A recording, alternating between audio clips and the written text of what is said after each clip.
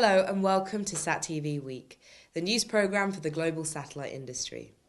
In this week's programme, Richard talks to Lou Dubin of Comtech EF Data about the issue of satellite interference, and Tricia has news of the European Union's digital agenda and the case for satellite broadband. But first, Globecast has announced the launch of an over-the-top incubator platform in Asia, which provides a suite of services for broadcasters looking to reach customers in the region.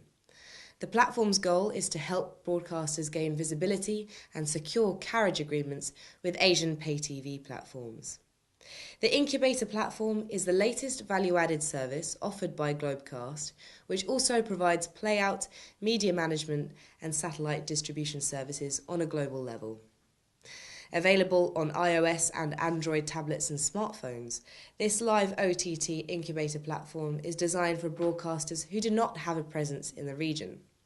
It eliminates the need for such broadcasters to make costly investments in regional playout and satellite distribution before gaining carriage agreements in Asia.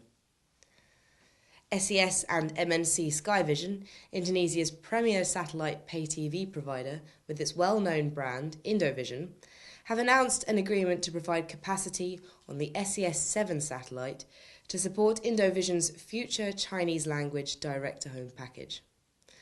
The multi-transponder and multi-year deal provides Indovision with access to the KU band capacity aboard SES-7 at the prime orbital location of 108.2 degrees east.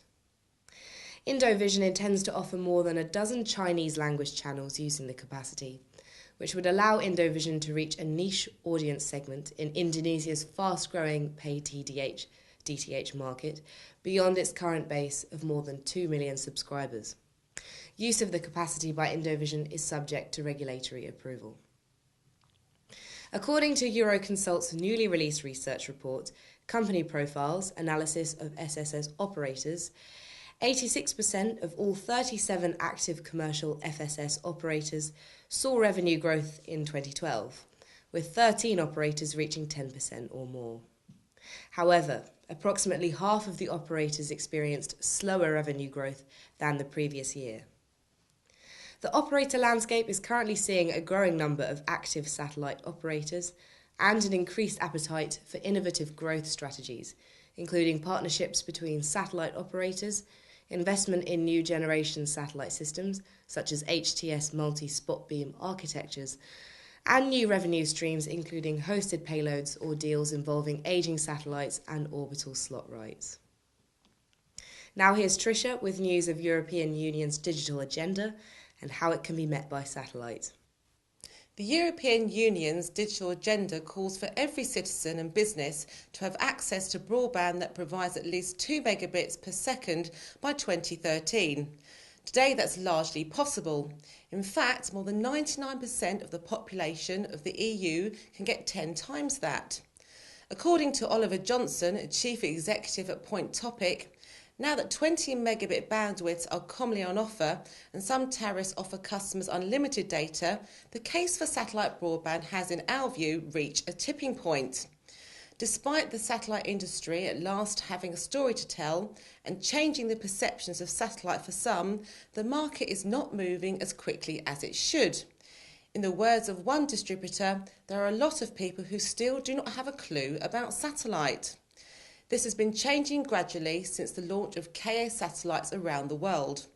The step change in bandwidth and costs made possible by the updated technology has meant an acceleration in take-up, but satellite subscribers still make up less than half of 1% of the total broadband market. There are downsides, but overall satellite is now a more attractive package. Satellite operators have addressed many of the issues that affected early deployments, making the current offering considerably more attractive to consumers. According to Johnson, there remains the latency issue. It just takes time for your data to make the journey to space and back. O3b, backed by Google amongst others, actually puts their satellites in a lower orbit to reduce the time lags. This isn't something we're likely to see in Europe this decade though, says Johnson. Despite the downsides, which in data terms primarily affects gamers or those trying to run remote desktops, Ka-band satellite provides a realistic alternative for anyone who wants to have internet access. According to Point Topic's latest work for the European Commission, there are more than 20 million people in Europe with no access to fixed broadband and more than 20 million who cannot get superfast broadband today. Finally, Richard met up with Lou Dubin, VP Product Marketing for Contec EF Data, and asked him about the issue of satellite interference.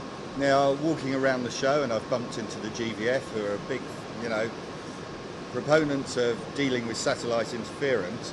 You have the Meta Carrier product, and you're supporting Carrier ID. What is the problem with satellite interference? Are we dealing with it? Are Contec dealing with it? Yeah, great question. So we're trying to do our part, let's say. We're certainly not the answer to all interference, but 2 years ago we spoke with a lot of the big four satellite operators, and the operators kind of all had this same message, which is there anything you can do to help with interference? And there's lots of different kinds of interference. There's intentional interference, things like jamming, people intentionally putting up carriers, jamming for military purposes, things like that. But it turns out there's a lot of interference that's due to just operator error, antenna mispointing, fat fingering the product, if you will. And that's kind of been labeled unintentional interference.